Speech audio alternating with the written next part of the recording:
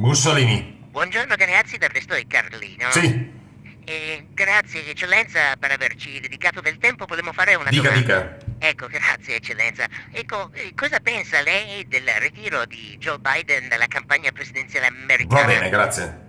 Grazie a lei, Duce, grazie. Grazie. Grazie, Duce, grazie.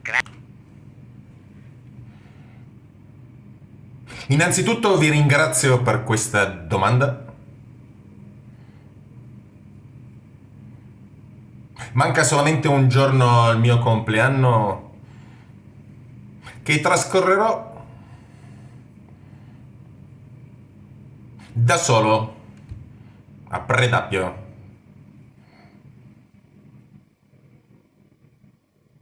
Una solitudine non data dal tentativo di rimanere isolato, ma necessaria per elaborare questi grandi cambiamenti che avete ricordato. Quello che mi ha stupito delle dimissioni del presidente Joe Biden è l'ordine cronologico di come esse siano successe. Attenzione, analizziamo i fatti. Come l'investigatore che dai piccoli dettagli deve ricostruire quale sia stata la mano criminale a commettere un gesto penalmente perseguibile. Guardiamo esattamente la cronologia di quanto è successo. Si sapeva già fin dal 19 marzo 2021 che l'attuale presidente degli Stati Uniti è completamente rintriciullito. Già il candidato Donald Trump soleva chiamarlo Sleepy Joe, ovvero Joe il dormiglione. E il 19 marzo 2021 abbiamo tutti visto quando egli saliva la scalinata che lo portava all'aereo Air Force One, cadendo 3 volte, rialzandosi e cadendo e poi rialzandosi e cadendo di nuovo. Dopodiché sono seguiti degli eventi imbarazzanti, perdite di memoria, confusione sui nomi. Ricordo solamente 2 settimane fa quando egli, Joe Biden, presentava il grande presidente Zelensky scambiandolo con Vladimir Putin, causando costernazione e persino un certo senso di vergogna nell'ex comico che ha condotto il suo paese alla distruzione totale. Orbene, la stampa mainstream nascondeva accuratamente le mancanze mentali e neurologiche dell'attuale presidente degli Stati Uniti, dato che tutti volevano salire sul carro del vincitore, compresa la nostra Giorgia col melone, che si è comportata come cane ubbidiente, dimenticando che ai cani vengono lasciate solamente le briciole ed essi non possono sedere al banchetto del padrone. E si ritrova adesso la Giorgia col melone inginocchiata di fronte al presidente della Repubblica Popolare Cinese, in quanto ha scoperto che abbandonando la via della seta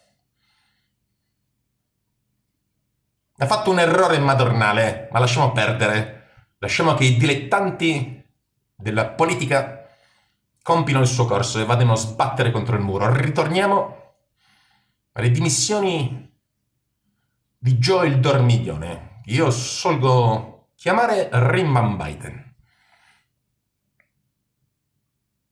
Orbene, tutti abbiamo visto il disastro del 27 giugno quando, nella diretta televisiva che io non ho visto tra Trump e Joe Biden, in quanto io guardo solamente la radio, il Rimban Biden, il dormiglione, ha detto delle cose incredibili, nel senso che non si riusciva a credere alle carretinate che diceva. Orbene, l'insuccesso di tale trasmissione, ovvero la sua sconfitta totale nello scontro dialettico tra il Donaldo Trump, che ha solamente 3 anni meno di lui, e ricordo che Joe Rimbam Biden ha 81 anni, mentre Donaldo Trump ne ha 78, ovvero vi sono soltanto 3 anni di differenza, ma che sembrano essere 300. Ascoltando la dialettica del Donaldo Trump, che seppure ha a volte qualche mancanza, appare agile e come l'abile schernitore capace di dare il colpo mortale durante il duello dialettico. E l'ho detto talmente bene che io stesso mi eccito. Consentitemelo. In ogni caso, quello che è successo dopo il dibattito del 27 giugno è che nel campo democratico tutti hanno negato il fatto che Joe Biden si dimettesse, scusate, non partecipasse alla gara elettorale. Persino la sua vice Kamala Harris ha descritto quanto successo come un piccolo episodio insignificante. Egli, il Joe Dormiglione Rimban Biden, avrebbe partecipato alla corsa elettorale con il suo levriero oscuro, il levriero della verità, dice lui. Avrebbe vinto contro il Donald Trump. Una risatina. Dopodiché è successo un evento che ha causato le dimissioni di Joe il Dormiglione. E qual è stato? Accadeva che il 13 luglio fosse fatto un attentato contro il Donald Trump. Attentato miseramente fallito, che ha messo in panico tutto l'establishment democratico. Attenzione, ricordo che la cronologia è importante. E molte persone hanno detto, e tra quali innanzitutto in prima linea l'ex presidente Obama, prima ancora del Joe il Dormiglione, che è stato un attacco alla democrazia. Non è stato un attacco alla democrazia, è stato un attacco a Donald Trump. Gli volevano scassare la testa e toglierlo dalla corsa elettorale. Lo capirebbe anche un bambino. Sarebbe come se io facessi un incidente in macchina e mi schiantassi contro un'altra macchina e che questo rappresentasse un attentato contro l'industria automobilistica. Non diciamo cretinate. E mi stupisco alla stampa mainstream, anzi non mi stupisco, dato che siamo di fronte a una giannificazione della stampa, dal cosiddetto Giannini, ma ricordo la carneficina, ma lasciamo stare. Sarebbe come appunto un incidente automobilistico fosse un attentato contro l'industria automobilistica, un semplice incidente. L'obiettivo era Trump ed era chiaro che qualcuno voleva toglierlo dalla corsa verso le presidenziali. Ricordo solamente che l'ex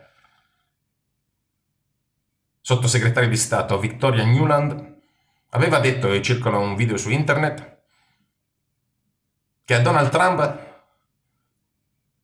sarebbe accaduta una brutta sorpresa. Ecco, chi è stato sorpreso è invece l'intero apparato democratico, che è andato in panico, dato che queste elezioni di novembre non sono solamente le elezioni del presidente degli Stati Uniti, ma si eleggono, per chi conosce il sistema americano, 1/3 del Congresso e 1/3 del Senato. E quindi, come nei racconti che ci sono stati tramandati dell'impero romano, i primi a parlare sono stati forse coloro che sotto banco si auguravano l'eliminazione del cavallo Donald Trump alla corsa elettorale. Dopodiché, il 18 luglio, e ricordo quindi le date, 27 giugno, 13 luglio, attentato 18 luglio, sia l'ex presidente Obama e sia Nancy Pelosi, importantissimo membro del Partito Democratico, dalle spesse ascelle e che usa raramente il deodorante, hanno detto che forse Joe Biden avrebbe dovuto togliersi dalla corsa presidenziale. E dico arrivare puntualmente il 21 luglio la dichiarazione. E allora 1 più 1 fa 2, 2 più 2 fa 4, 4 per 2 fa 8, diviso 2 è 4, e diviso 2 ancora 2. E chi vuole capire ha capito, perché la matematica non è un'opinione. Il cosiddetto stato profondo, il Deep State, ha deciso di togliere l'ingrombante fardello di Joe Dormiglione Rimban Biden e sostituirlo con il volto rassicurante di Kamala Harris. Vi è da chiedersi, innanzitutto, chi sia che comandi lo Stato americano, dato che Joe Dormiglione non è capace di intendere e di volere, e farfuglia, deambulando a volte guardando nel vuoto. Ricordo solamente quel video pervenuto di una festa dove l'ex presidente Barack Obama conduceva Joe Biden in mezzo alla festa come egli fosse un pupazzo. Ogni tanto Biden parlava, ma mi chiedo se quello non fosse un esperimento di ventriloquismo da parte dell'ex presidente Obama, capace di questo e di ben altro. E quindi siamo arrivati al cambiamento del candidato pochi mesi prima delle elezioni, cosa già successa nella storia americana. Ricordo solamente nel marzo del 68, in piena guerra del Vietnam, quando Lloyd Johnson, successore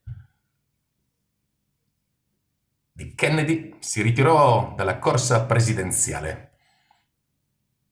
In quel caso, appunto, in marzo del 68, si era in piena guerra del Vietnam e tuttavia si svolsero regolarmente le primarie. In questo caso non vi sono primarie. L'oligarchia plutocratica finanziaria americana ha scelto il suo candidato. E gli americani devono stare zitti e muti e non hanno niente da dire. Questo fattore penso che darà vantaggio al Donald Trump. Questa Kamala Harris, di cui sappiamo pochissimo, se non il fatto che è una donna allegra, spesso ride in situazioni dove non dovrebbe ridere, completamente occultata al popolo americano come vicepresidente, lasciata nell'oblio e ripescata come grande protagonista. Dal punto di vista sociologico, un candidato interessante, in quanto sarebbe il primo presidente donna americana, afroamericana e in parte indiana Tamil, di uno stato al sud dell'India. Cosa che ci fa vedere come sociologicamente sia cambiata la società americana, sempre più cosmopolita e sempre più rivolta nei suoi interessi verso il Pacifico e non verso la vecchia Europa. Tuttavia, vedremo cosa succederà. Di una cosa sono sicuro, che il partito della guerra, ovvero il partito che appoggia Kamala Harris, non gioca d'azzardo. E mi preoccupano molto quelli che saranno gli strascichi di questo dopo elezioni. Due cose in particolare mi turbano. La prima, l'allargamento del conflitto medio orientale, iniziato con un'audace operazione dei militanti di Hamas e che si sta rapidamente trasformando in una guerra regionale che coinvolge o ha già coinvolto gli Stati Uniti d'America, Israele, lo Yemen, l'Iran, il Libano e anche l'Italia, dato che vi sono 2 fregate nel Mar Rosso che non hanno assolutamente cambiato la situazione nel campo. Ci siamo beccati un'altra fregatura. Ma come si sa, Giorgia col melone ha deciso di essere cagnolino ubbidiente e non leone. E la seconda cosa che mi colpisce e che pochi giornali mainstream riportano è la presenza di truppe cinesi in Bielorussia, ovvero il fatto che l'esercito della Repubblica Popolare Cinese si stia addestrando in Bielorussia, nel cuore dell'Europa, ai confini della NATO. Un chiaro messaggio politico che i dislessici della politica che stanno al governo non possono cogliere, dall'effetto devastante, ovvero che in caso di conflitto nel Pacifico la Cina è pronta a dare battaglia non solamente lungo le sue coste, ma anche aiutare la Federazione Russa militarmente nello scontro di quello che è un conflitto non tra Ucraina e Federazione Russa, ma ormai tra i paesi della NATO e il blocco continentale russo e cinese. Vivremo tempi difficili. Tutto ci indica che siamo di fronte a un possibile conflitto bellico globale. Ce lo rivela la corsa furiosa agli armamenti, che ricorda molto la corsa furiosa agli armamenti avvenuta a partire dal 1905 nei diversi stati europei, al tempo anche imperi, penso alla Francia, la Gran Bretagna e la Germania, che oggi imperi non sono più, e non possono attingere in uno scontro bellico le materie prime assicurate dalle loro ex colonie.